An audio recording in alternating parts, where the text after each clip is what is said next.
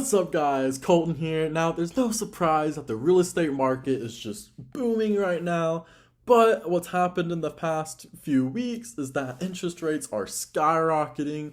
Just this past week it's gone up 2%. It went from 5% to now over 7%. What does that mean? What should you do if you own a house? What should you do if you're a homeowner and you're renting your house out? What should you do if you own commercial properties? We're gonna dive into that in today's video. By the way guys, before we dive into the video, can you please hit the like button? It does a ton for the YouTube algorithm. Of course, I'm trying to grow my channel. It takes 2 seconds for you to do. Just please hit that like button. I'll be perfectly satisfied with it. Thank you so much. Let's get on with the video. Now, interest rates, we all know, is going crazy high. In 1980s and 1990s, it peaked at 18%, which is unreal. But we're used to a 3%, maybe even less than a 3% interest rate over the past few years, especially with the COVID interest rates. It hit below 2.25 at one point, which is just an insane interest rate to get on a house. Now, it's actually funny about what's happening around the United States with the interest rates going up. In New York, people are asking for a 2% interest rates. They're asking the government to lower the 7% interest rates that the banks have to under 2%. In what world would you be making money off of 2% a year over 30 years? With this year's inflation alone, it should be eye-opening to the common person that you're not going to be getting these loans anytime soon, especially with the rise of inflation that's currently happening, and it's going to be happening year after year. I just think it's really funny that people are asking for record low interest rates after they freak out seeing the 7% interest rates the bank are asking for. Well, of course they're going to be asking for it because they're not making any money. They're still losing money with the 7% interest rate because how much inflation is hitting the United States. I'm done talking about inflation. Now we're going to go to what should you do as a homeowner, or what should you do as a real estate investor, or if you're a first-time real estate investor, what you should kind of shift and start looking for. Now, as a first-time real estate investor, the rise of interest rates is of course going to scare you, especially if you're looking to buy with a loan. What I hope for you to understand is that this is just a timing issue because the market is so high. After the correction, you should see the interest rates dropping. They're not going to drop to less than 3%, I don't think, but they will drop around 4%, and they'll probably even out around 4.5 to 5% interest rates.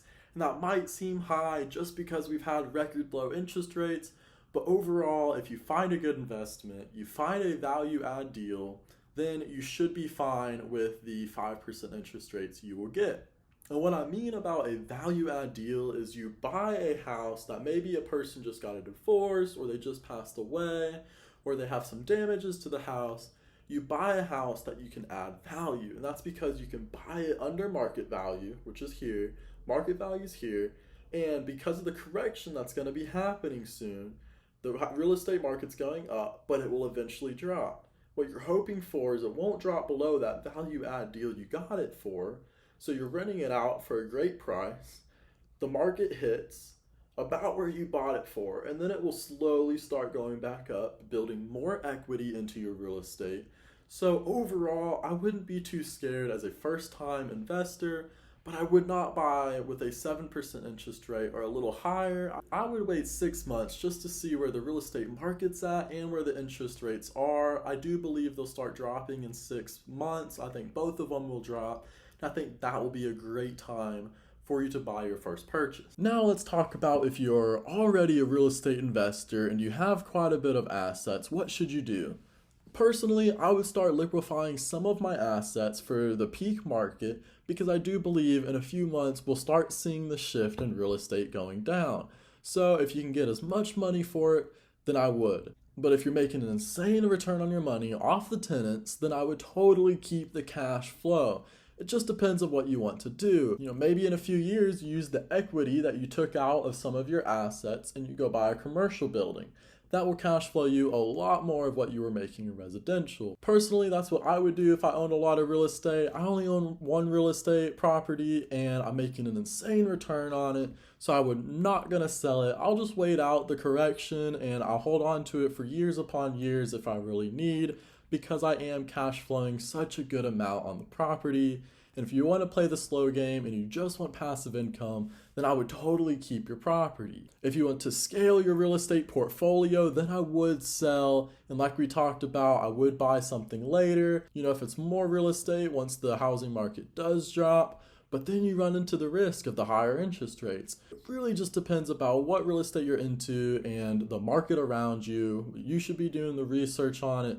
You should kind of know what your opinions are about your finances and what you should do. Again, I would sell some just to have the equity, just to have the opportunity to buy something bigger in the future. Now, let's talk about if you're a homeowner and you have a lot of equity tied up in your house, what should you do?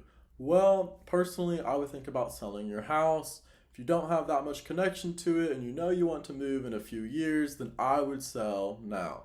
I would sell, downgrade, maybe move into an apartment for a year, see what the real estate market does. I can promise you it won't go much higher, and I will wait for the interest rates to go back down because they will level out. And then I'd also wait for the real estate market to go down a little bit. I would take the equity and buy yourself something you really enjoy or build yourself something once the real estate market does go down. And then over time, over the 30 years of you owning it, the real estate that you own now will go back up, and you can go ahead and take that equity out later in the future. Personally, that's what I would do if I had a home. I don't, I just have rental properties. But if you're a homeowner, I think that'd be such a good idea to go ahead and look into. Of course, don't just trust my judgment, do some research yourself. I have a feeling you'll be pretty satisfied in what you find and what you could get your house for right now. But if you wait a few more months, I don't think you'll get peak value because the prices are about to start going down. If you don't trust me, look it up, start doing your own research, and I promise you, you'll see that I tend to be correct. Alright guys, that is my advice for what you should do as a real estate investor, or if you're just researching about investments, then this is a great video for you. I'm so excited that you watched it. Please subscribe if you're new and hit the bell notification. My next video, I'm going to be talking about how I made $20,000 in less than a month in real estate as a 19-year-old real estate investor. I'm going to be explaining everything I do and how I got the money to afford a real estate investment at the age of 19. Go ahead and subscribe, hit the bell notification so you get that video. You can watch it all the way through and maybe it will help you get started in real estate for this amazing time and an amazing journey. Thank you so much for watching. Like I said earlier in the video, hit the like button for the YouTube algorithm. It would mean a lot to me. I will see you guys in the next video.